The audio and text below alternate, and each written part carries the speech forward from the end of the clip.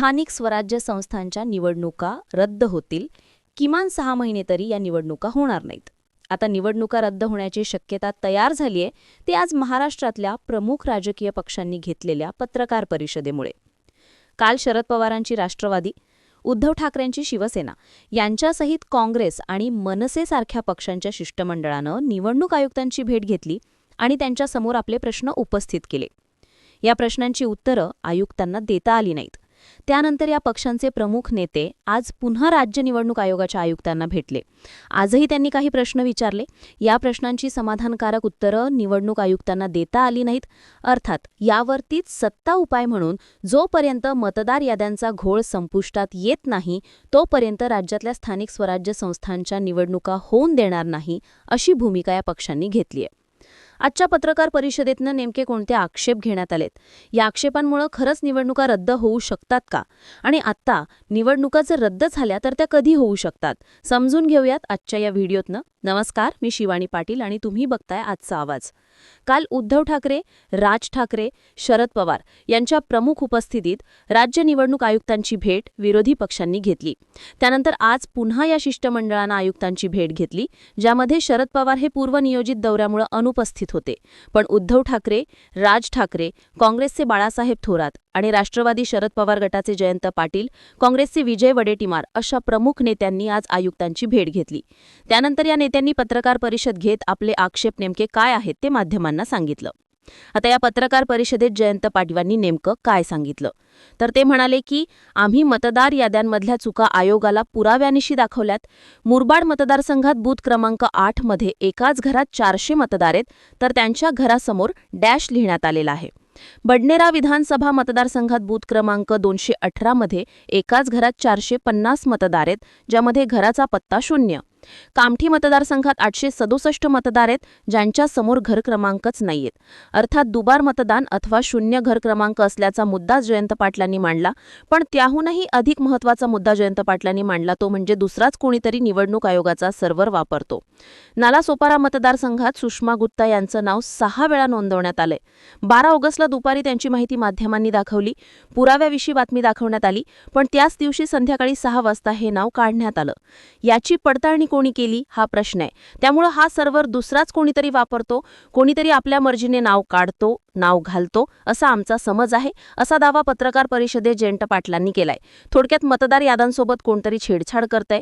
परवाच कोणत्या तरी एका आमदारांनी 20,000 मतदार बाहेरून आणल्याचं सांगितलं. यावरती कारवाई होत नाही, त्यामुळे हे काम तत्काळ करा आणि जोपर्यंत मतदार याद्या पूर्णपणे व्यवस्थित होत नाहीत तोपर्यंत निवडणुका घेऊ नका, असं जयंत पाटील आजच्या पत्रकार परिषदेत म्हणालेत. त्यानंतर काँग्रेसचा बाळासाहेब थोरात यांनी सुद्धा आक्षेप घेतलेत. ते म्हणाले की विधानसभेची निवडणूक झाल्यानंतर ही यादी 1 जुलैला राज्य निवडणूक आयोगाला देण्यात आली. 6 ते 7 महिन्यात या यादीत दुरुस्ती काही करण्यात आलेली नाहीये. आता ही जबाबदारी केंद्रीय निवडणूक आयोगाची होती, ती केंद्रीय निवडणूक आयोगानं केली नाही आणि राज्य निवडणूक आयोग ही जबाबदारी आमची नाहीये असं सांगते. आता दोष असलेली ही मतदारांची यादी अशीच स्थानिक स्वराज्य संस्थांच्या निवडणुकीसाठी जाणार आहे. आम्ही जी काही बैठक घेतली त्यातनं आमचं समाधान झालेलं नाहीये आणि अशा यादीसोबत निवडणुकीला आम्ही सामोरं जाणार नाही, असं थोरात म्हणालेत.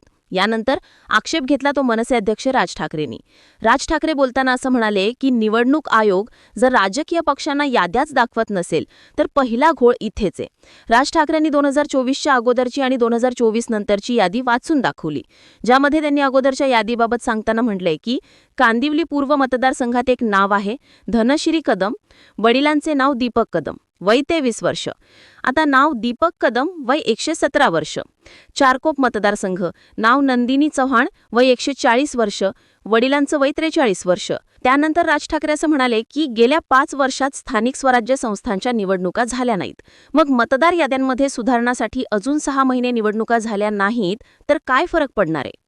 आम्ही 2 ते 4 दिवसात निर्णय घेऊ, पण या याद्यांमध्ये सुधारणा झाल्याशिवाय निवडणुका होणार नाहीत, अशी ठाम भूमिका राज ठाकरेंनी मांडली आहे. त्यानंतर उद्धव ठाकरेंनी सुद्धा आपले मुद्दे मांडले. त्यांनी मांडलेला महत्त्वाचा मुद्दा म्हणजे आम्ही निवडणूक आयोगाला प्रश्न विचारतोय, ज्यामध्ये राजकीय पक्षांनी भूमिका घेतली पाहिजे. ही भूमिका घेण्यासाठी भाजप समोर येत नाहीये. इलेक्शन्स अशाच प्रकारे करायचे असतील तर सिलेक्शन करून मोकळे व्हा, असा टोमणा सुद्धा उद्धव ठाकरेंनी मारलाय. राजकीय पक्ष म्हणून आम्ही आमचं कर्तव्य पार पाडतोय. दोन्ही आयुक्तांसमोर एकच आहे की केंद्राच्या प्रतिनिधींकडे भेटलो तर ते एकमेकांकडे जबाबदारी ढकलत आहेत. सुप्रीम कोर्टाचा संदर्भ आम्हाला त्यांनी दाखवण्याचा प्रयत्न केला, पण सुप्रीम कोर्ट निवडणूक अशा प्रकारे घेण्यासाठी सांगत नाही. मतदार यादी दोषमुक्त असायला हवी, व्हीव्हॅट मशीन यावेळी नसणार आहे. याचा अर्थ काय घ्यायचा असा प्रश्नही उद्धव ठाकरेंनी विचारलाय.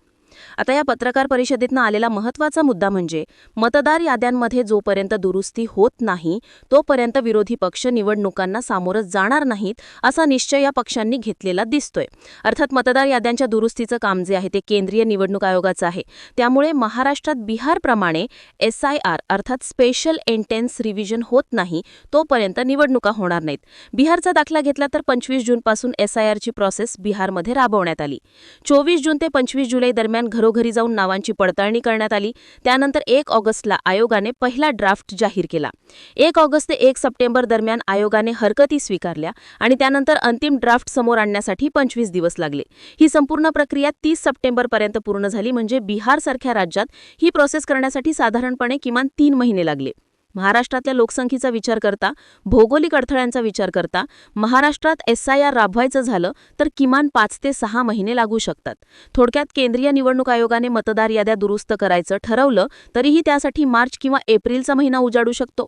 आणि समजा SIR राबवायचं ठरवलं आणि दोष असलेल्या मतदार याद्या घेऊनच निवडणुकीला सामोरं जायचा निर्णय निवडणूक आयोगाने घेतला तर एकतर विरोधी पक्ष या निवडणुकांपासून अलिप्त राहू शकतात आणि हीच गोष्ट भाजपवर होणाऱ्या हुकुमशाहीच्या मुद्द्याकडे जाऊ शकते, जे भाजपला सुद्धा परवडण्यासारखं दिसत नाही. त्यामुळेच विरोधी पक्षांनी मतदार याद्या दुरुस्त नाही केल्या तर निवडणूक नाही अशी भूमिका घेतली तर आयोगासमोर निवडणुका पुढे ढकलण्याशिवाय दुसरा पर्याय असू शकत नाही. तुम्हाला काय वाटतं? विरोधी पक्षांनी निवडणुका पुढे ढकलण्याची जी मागणी केली आहे ती योग्य आहे की अयोग्य आहे? निवडणुकांबाबतीत आता निवडणूक आयोग नेमका काय निर्णय घेईल याबद्दलची तुमची मतं आम्हाला कमेंट बॉक्समध्ये लिहून नक्की कळवा आणि आजचा आवाज YouTube चॅनलला सबस्क्राईब